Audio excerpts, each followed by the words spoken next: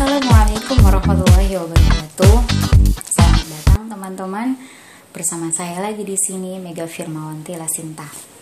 Di video kali ini saya akan mengajak teman-teman untuk belajar bersama berkaitan dengan Undang-Undang Nomor 14 Tahun 2005 tentang guru dan dosen. Ya, meskipun pada dasarnya undang-undang ini membahas guru dan dosen, namun di video kali ini saya hanya akan mengutip hal-hal yang berkaitan dengan dosen saja. Baik teman-teman, kita langsung mulai ke gambaran umum. Dalam Undang-Undang Nomor 14 Tahun 2005 ini disebutkan bahwa dosen adalah pendidik profesional dan ilmuwan dengan tugas utama mentransformasikan, mengembangkan, dan menyebarluaskan ilmu pengetahuan, teknologi, dan seni melalui pendidikan, penelitian, dan pengabdian kepada masyarakat. Cukup jelas ya teman-teman bahwa dosen memiliki 3 tugas utama, yaitu mentransformasikan, mengembangkan, dan menyebarluaskan ilmu pengetahuan dengan cara pendidikan, penelitian, dan pengabdian kepada masyarakat. Oke, kita langsung ke bab intinya, yaitu bab 5 tentang dosen. Bagian ke-1 tentang kualifikasi, kompetensi, sertifikasi, dan jabatan akademik. Pada pasal 45 disebutkan bahwa dosen wajib memiliki kualifikasi akademik, kompetensi, sertifikat pendidik, sehat jasmani dan rohani, dan memenuhi kualifikasi lain yang dipersyaratkan satuan pendidikan tinggi tempat bertugas, serta memiliki kemampuan untuk mewujudkan tujuan pendidikan nasional. Oke, kita lanjut ke pasal 46. Pasal 46 ayat 1 menjelaskan bahwa kualifikasi akademik dosen, sebagaimana dimaksud dalam pasal 45, diperoleh melalui pendidikan tinggi program pasca sarjana yang terakreditasi sesuai dengan bidang keahlian. Kemudian di ayat kedua, pasal 46, tercantum bahwa dosen memiliki kualifikasi akademik minimum. Yang pertama, lulusan program magister untuk program diploma atau sarjana, dan yang kedua, lulusan program doktor untuk program pasca sarjana. Jadi maksudnya untuk mengajar mahasiswa di program diploma dan sarjana, teman-teman harus minimal S2 pendidikannya, sementara untuk mengajar mahasiswa di program pasca sarjana, teman-teman harus memiliki minimal kualifikasi pendidikan program doktor. Nah, ayat ketiga di pasal 46 dijelaskan bahwa setiap orang yang memiliki keahlian dengan prestasi luar biasa dapat diangkat menjadi dosen. Jadi dosen adalah profesi yang sangat terbuka, siapapun orangnya, selagi dia memiliki keahlian dengan prestasi yang luar biasa, dapat diangkat menjadi dosen, seperti itu. Ya, tentunya melalui proses dan syarat-syarat tertentu. Nah, kemudian ayat terakhir, bahwa ketentuan lain mengenai kualifikasi akademik sebagaimana dimaksud ayat 1 dan ayat 2 dan keahlian dengan prestasi luar biasa sebagaimana dimaksud ayat 3 ditentukan oleh masing-masing senat akademik satuan pendidikan tinggi.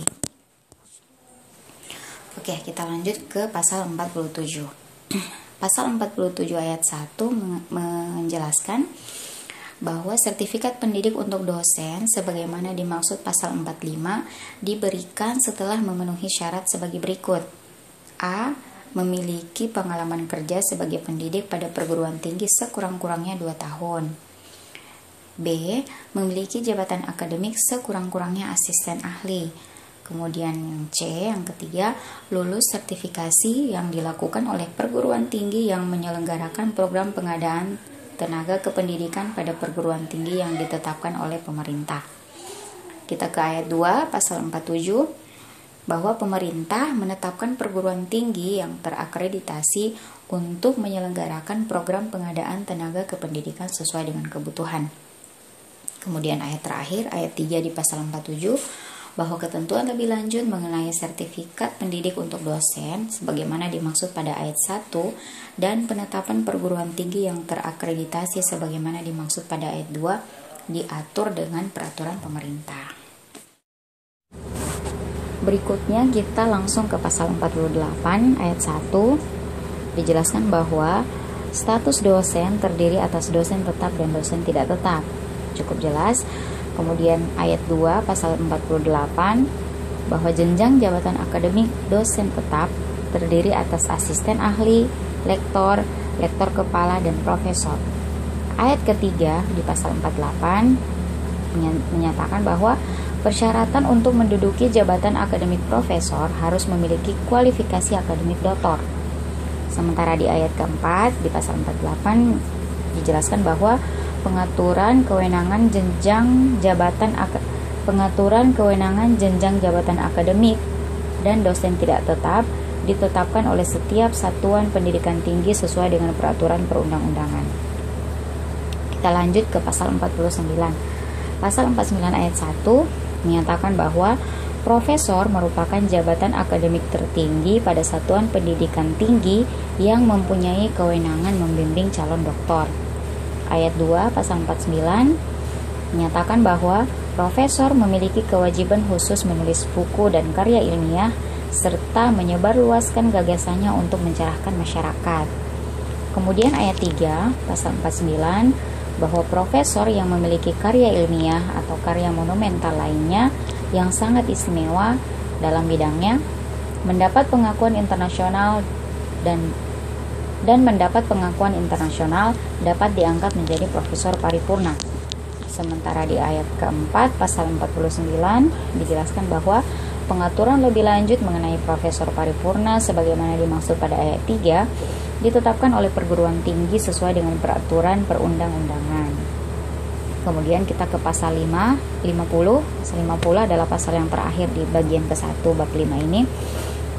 Pasal 50 ayat 1 menyatakan bahwa setiap orang yang memiliki kualifikasi akademik dan kompetensi sebagaimana dimaksud dalam pasal 45 mempunyai kesempatan yang sama untuk menjadi dosen. Ayat kedua pasal 50 menyatakan bahwa setiap orang yang akan diangkat menjadi dosen sebagaimana dimaksud pada ayat 1 wajib mengikuti proses seleksi. Kemudian ayat 3 pasal 50 dijelaskan bahwa setiap orang dapat diangkat secara langsung menduduki jenjang jabatan akademik tertentu berdasarkan hasil penilaian terhadap kualifikasi akademik, kompetensi, dan pengalaman yang dimiliki.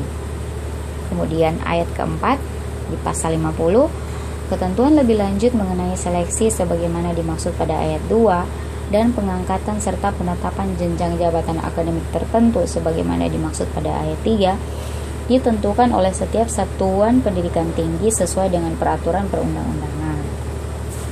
Ya, demikian pembelajaran kita di video kali ini.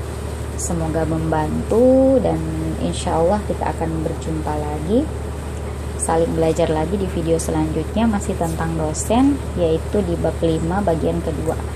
Terima kasih. Wassalamualaikum warahmatullahi wabarakatuh.